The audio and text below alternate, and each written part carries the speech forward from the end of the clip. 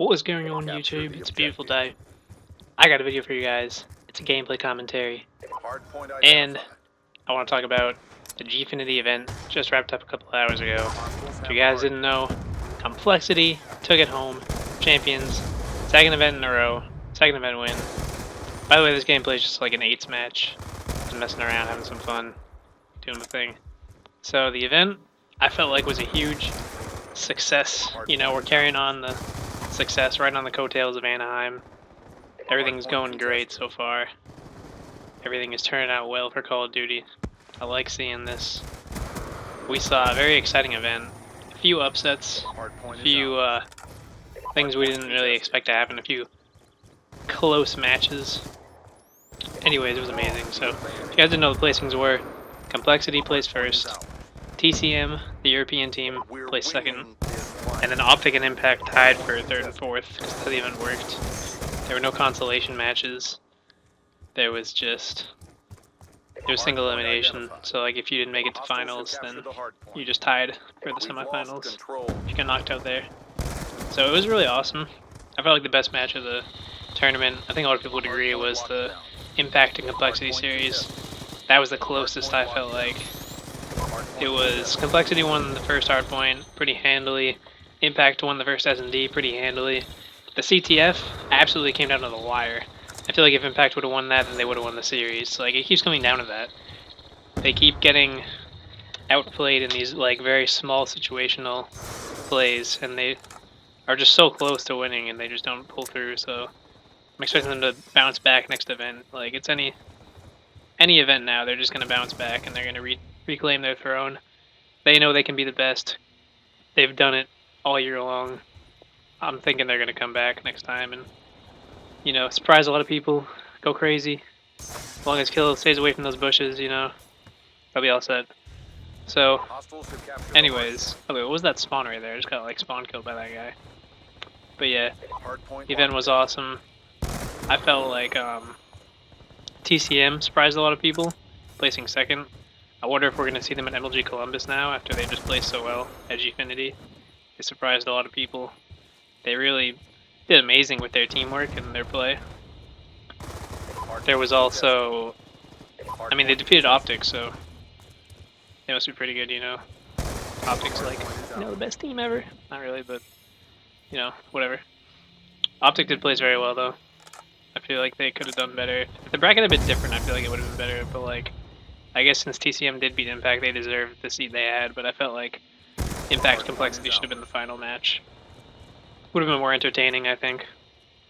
And I'm not sure why they did a best of 5 for the finals. That was kind of anticlimactic in my opinion. I feel like they should have changed that, but whatever. It was still awesome. I enjoyed it. I liked watching it.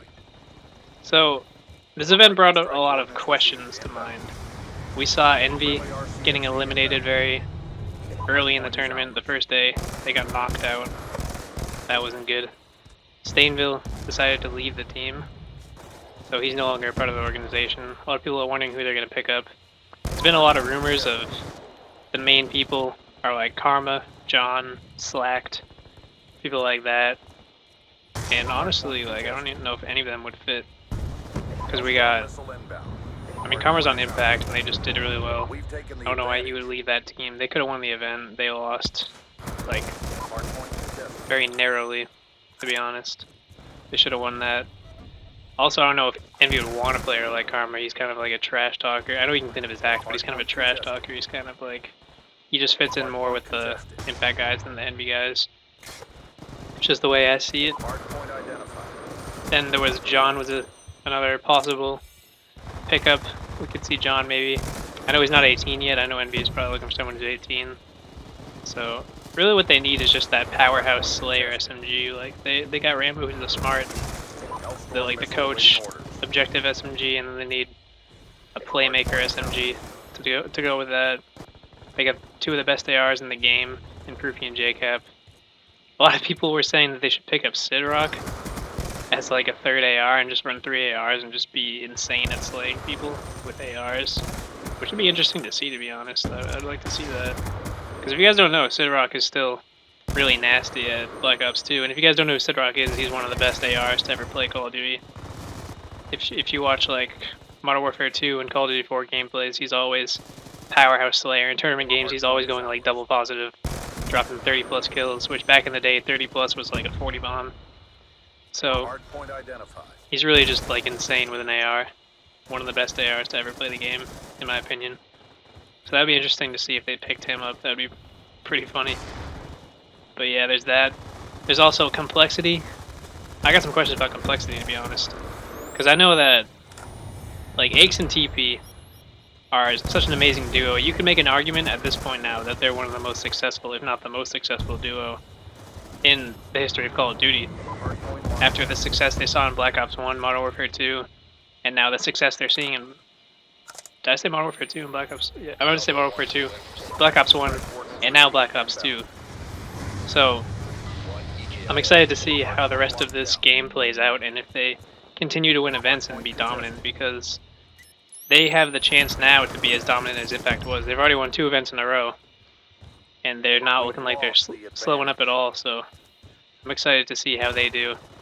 I want to see what happens with their team. Because if you think about it, like, Aches and TP, 2 of the best players in the game, they honestly could have been the best team all throughout this game. They were the best team when the game came out, if you guys remember. They won the Frag Cup. They placed second at UMG Chicago, which they really should have placed first. They kind of choked it. If you guys don't know what happened there were 2 best of 5s in the finals match against Optic. And since Complexity came out of losers bracket, they had to win 2 best of 5s in order to win the series. So they won the first best of 5 3-0, I believe. It was either 3-0 or 3-1. And then they, in the second best of 5, went up 2-0. And then choked their lead, and they lost 3-2 in the second best of 5. So they lost the tournament. They came in second. And, like, they won map count overall. And, like, if they had been in the winners bracket, they would have won. But, I mean, I guess it's fair because they did lose earlier. But I just feel like they should have won that event. They shouldn't have choked that. They got robbed, I felt like. But anyways, when they dropped Fears and picked up Too Quick, they just weren't the same team.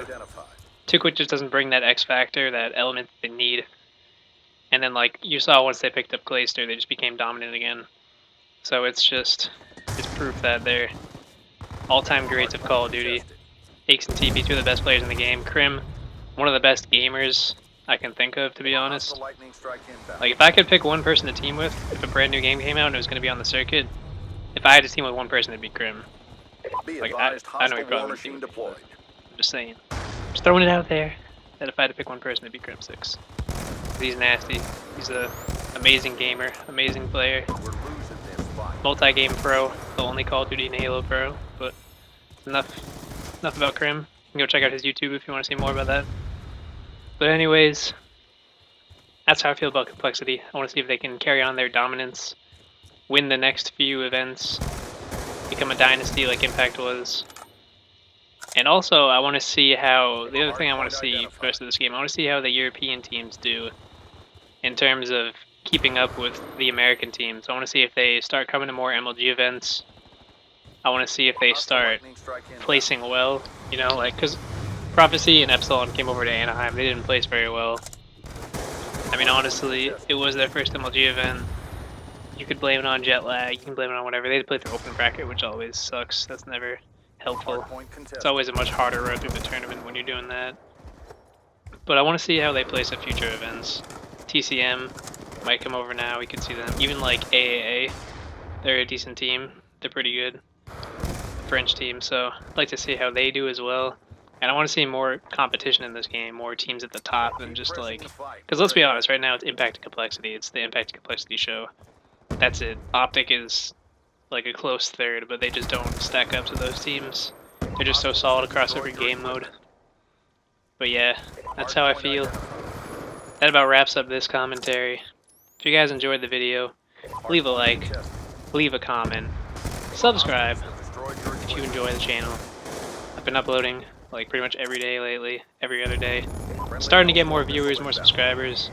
I'm at like 100 subscribers now, which isn't that much, but it's a lot for me.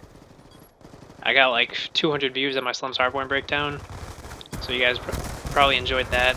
I'm thinking I'm going to do more videos like that in the future. Hopefully I can do one for every competitive map and game mode.